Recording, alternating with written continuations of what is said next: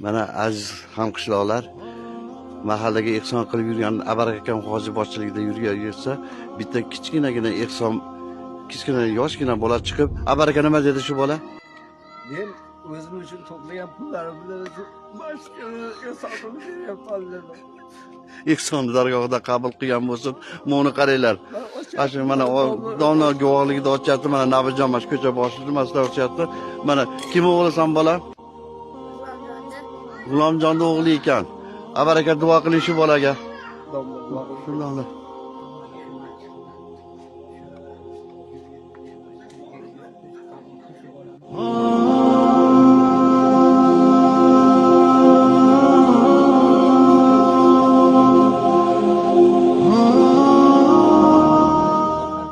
Allohu akbar. Otingga ming rahmat o'g'lim, ming rahmat otingga. Baxt kamolingni ko'rsin.